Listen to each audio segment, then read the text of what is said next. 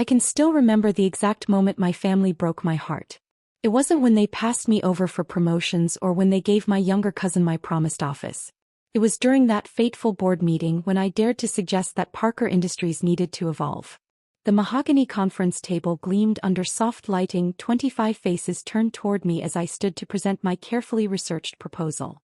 At 32, I was the youngest person in the room, and the only woman on the board besides my Aunt Margaret, who had inherited her seat from her late husband. My name is Katherine Parker, though most people call me Kate. As the granddaughter of Parker Industries founder, I had practically grown up in these offices. I remembered sitting on my grandfather's knee as he taught me about supply chains and profit margins, his eyes twinkling as I absorbed every word. He saw something in me that the rest of the family seemed determined to ignore. The future of manufacturing lies in automation and artificial intelligence. I began clicking to my first slide. Our competitors are already implementing smart factory solutions. If we don't adapt, Oh, here we go again, my Uncle Victor interrupted, not even trying to hide his eye roll. Another one of Katie's science fiction presentations. A ripple of knowing chuckles spread around the table. My Uncle James, the current CEO, didn't bother hiding his smirk. I pressed on, my hands steady despite the familiar hurt building in my chest. The data is clear. Companies that have implemented these systems have seen efficiency increases of up to 40%. Our market share has dropped 15% in the last 2 years because we're falling behind. Falling behind? Uncle Victor's voice boomed across the table.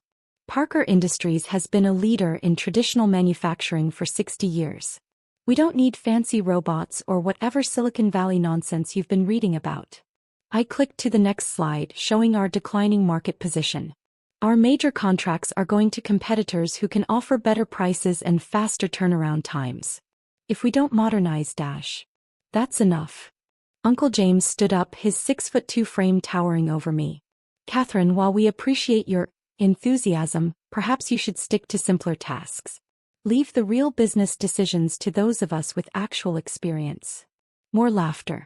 My cousin Peter, recently promoted to VP of Operations despite having 0 qualifications beyond his last name, actually snorted.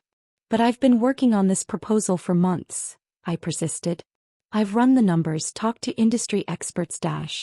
Talking to your little tech friends doesn't make you an expert, Aunt Margaret chimed in, her voice dripping with fake concern. Honey, why don't you focus on the charity gala planning? You did such a lovely job with the centerpieces last year. I stood there, my comprehensive business proposal, the culmination of a year's research and an MBA from Harvard, reduced to a joke. The presentation I'd stayed up countless nights perfecting, the future I saw so clearly for our family's company, all dismissed without a second thought. If we don't change, I said quietly, we'll be obsolete within 5 years. Uncle James waved his hand dismissively. I think we're done here. Now about the Anderson contract. Just like that, I was invisible again. I gathered my materials, trying to maintain my dignity as I walked out of the boardroom. As the door closed behind me, I heard my Uncle Victor's loud voice. Someone needs to remind that girl of her place. My place. That had always been the issue, hadn't it? Despite my education, despite my dedication, despite practically growing up in these halls, they had already decided my place. The dutiful daughter meant to smile prettily at company events and stay out of the way. In my office, a small space tucked away in a corner of the building, I sat at my desk and stared at the family photo hanging on the wall.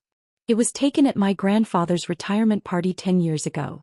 He stood in the center, his arm around my shoulders, beaming with pride as I showed him my acceptance letter to Harvard Business School. You'll do great things, kitty cat, he had whispered to me that night. Don't let them dim your light. 6 months after that photo was taken, he passed away. The company passed to my Uncle James and everything changed. My ideas were suddenly too risky. My suggestions were naive. My carefully crafted proposals were cute attempts at playing businesswoman. I pulled out my laptop and opened a folder labeled Project Evolution. Inside were not just the modernization plans I'd tried to present today, but detailed analyses of Parker Industries' vulnerabilities, market position, and potential. I had spent years collecting this data, watching as our once great company slowly lost ground to more innovative competitors. My phone buzzed. A message from David Chin, my old roommate from Harvard who now ran a successful venture capital firm. How did it go? I stared at his message, thinking about the humiliation I'd just endured, about years of being patronized and dismissed, about watching my family's legacy crumble while they clung to outdated methods and inflated egos. Exactly as we expected, I typed back. They're not interested in changing. His response came quickly. Time for Plan B? My hands hovered over the keyboard. Plan B was risky. Plan B would burn bridges. Plan B would change everything. Yes, I replied. Let's do it. I pulled up another folder on my laptop, this one encrypted. Inside were documents I'd been preparing for months. Analysis of Parker Industries' true market value, lists of shareholders who might be willing to sell, detailed plans for a leveraged buyout. My family thought I spent my evenings planning charity galas. In reality, I had been building relationships with investors, studying market trends, and quietly amassing resources. The trust fund my grandfather left me, the one my family sneered at as my pocket money, had been carefully invested and grown into a substantial nest egg. But more importantly, I had something they didn't: a clear vision for the future and the knowledge to make it happen. My phone buzzed again, David's private number this time. You sure about this? He asked when I answered. Once we start, there's no going back. I looked at the family photo again, at my grandfather's proud smile, at the light in my eyes that years of dismissal hadn't quite extinguished. They gave me no choice, I replied. Start making the calls. But remember, absolute secrecy. No one can know I'm involved. What about the name? We'll need a front company. I smiled, thinking of my grandfather's favorite saying, evolution or extinction, those are the only options in business. Call it Evolution Capital Partners, I said. And David? Make sure all the paperwork goes through your Hong Kong office. My family never looks past New York.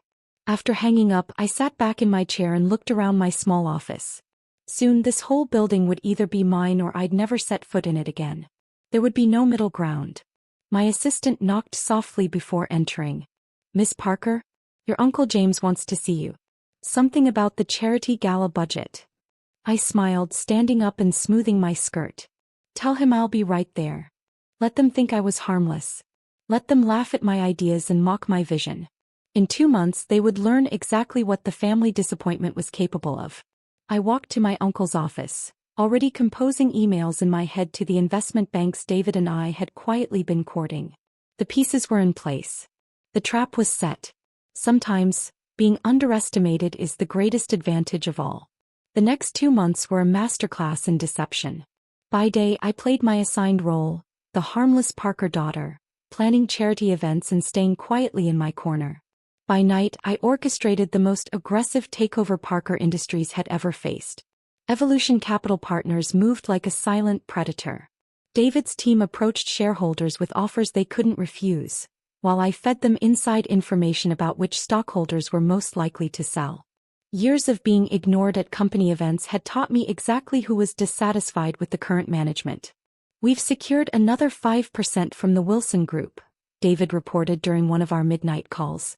Your Uncle James has no idea his golf buddies are jumping ship. I smiled, updating my spreadsheet. That puts us at 28%. How are negotiations with the pension fund going? They're interested. Your family's mismanagement of the company has them worried. Once I showed them the real numbers. The real numbers. I'd spent years documenting every mistake, every missed opportunity, every outdated decision that had slowly eroded Parker Industries' market position. Now that data was becoming ammunition. Then came the morning that changed everything. I was sitting in my usual spot at the monthly board meeting, seemingly absorbed in taking notes while my Uncle James droned on about traditional values and time-tested methods. That's when the doors burst open. Martin Webb, our chief financial officer, hurried in looking pale. James, we have a situation. There's a hostile takeover attempt. The room erupted in chaos. My Uncle James jumped to his feet, his face turning red. What? Who dares dash? Evolution Capital Partners, Martin said, his hands shaking as he distributed papers. They've acquired nearly 40% of our shares in the past 2 months. They're offering to buy out the remaining shareholders at a 50% premium. Impossible. Uncle Victor slammed his fist on the table. Who are these people? Why haven't we heard of them before? I watched as my family frantically flipped through the documents, their faces growing increasingly panicked. My cousin Peter actually looked like he might faint.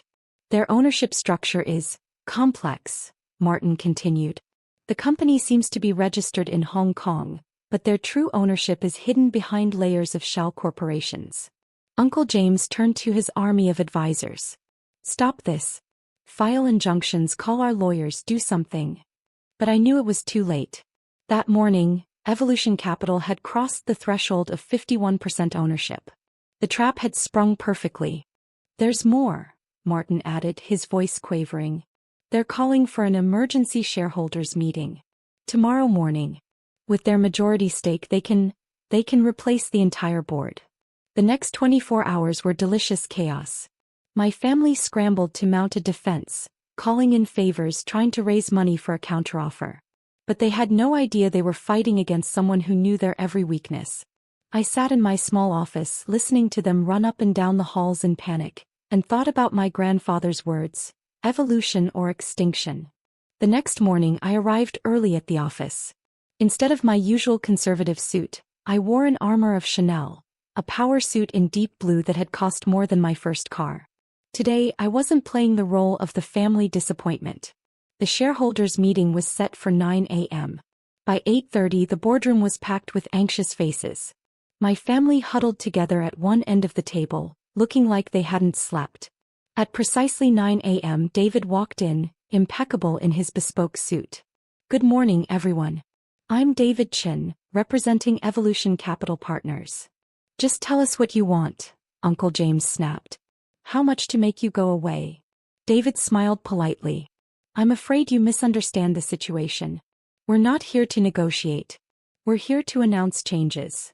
He opened his briefcase and began distributing documents. Effective immediately, the current board of directors is dismissed. Evolution Capital Partners will be appointing new leadership to modernize Parker Industries and restore it to its former glory. You can't do this. Uncle Victor shouted, his face purple. This company has been in our family for 3 generations. Actually, we can, I said, standing up from my seat. Evolution Capital Partners now owns 51% of Parker Industries. We can do whatever we want. The room fell silent. Every head turned to stare at me. Katherine, my Uncle James whispered. What are you doing? I walked slowly to the head of the table, each click of my heels echoing in the stunned silence. Allow me to properly introduce myself. I'm Katherine Parker, founder and CEO of Evolution Capital Partners. The explosion of shock was everything I'd dreamed of. My cousin Peter actually fell out of his chair. Aunt Margaret looked like she'd seen a ghost. This is impossible, Uncle James stammered. You don't have that kind of money. You don't have the expertise. Don't I? I pulled up the presentation I tried to show them 2 months ago. The same presentation you laughed at. The same modernization plans you dismissed. The same future you were too arrogant to see. I clicked through the slides, but this time no one dared to interrupt.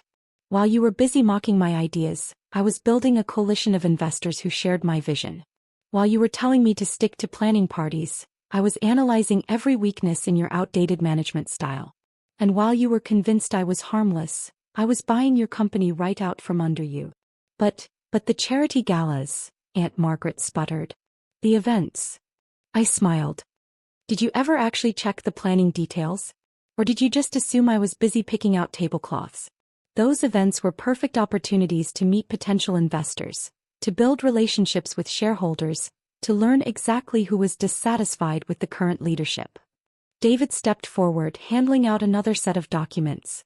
The new organizational structure, effective immediately. Katherine will be assuming the role of CEO. The rest of you, your services are no longer required. Uncle James lurched to his feet. You can't do this to us. We're your family. Family. I laughed, but there was no humor in it. Was it family when you dismissed every idea I brought to the table? Was it family when you promoted Peter over me despite his complete lack of qualifications? Was it family when you reduced me to nothing more than the girl who plans parties? I walked around the table looking each of them in the eye. You taught me an important lesson. In business there's no such thing as family. There's only evolution or extinction. And you just went extinct. My Uncle Victor stood up, his voice shaking with rage. Your grandfather would be ashamed. No, I said quietly. Grandfather believed in innovation. In progress. In recognizing talent regardless of gender or age. You're the ones who betrayed his legacy, not me. I pressed a button and security entered the room. Please escort the former board members out. Their personal items will be shipped to them. As they were led away, some shouting, some crying, some simply shocked into silence, I sat down in the CEO's chair, my chair. David, I said, please send in the new executive team. We have a company to modernize. Later that evening, I sat in my grandfather's old office. My office now, looking out over the city. The same view he'd shown me as a child, pointing out buildings and telling me stories about how each deal had been made. My phone hadn't stopped buzzing all day. Messages from family members ranging from furious to pleading. Cousins who suddenly remembered my business acumen. Aunts and uncles who always believed in me. I deleted them all. David knocked and entered with a bottle of champagne. Congratulations, CEO Parker. How does it feel?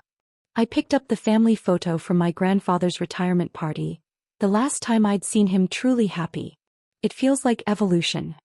Your grandfather would be proud, he said, pouring 2 glasses. I know. I touched my glass to his.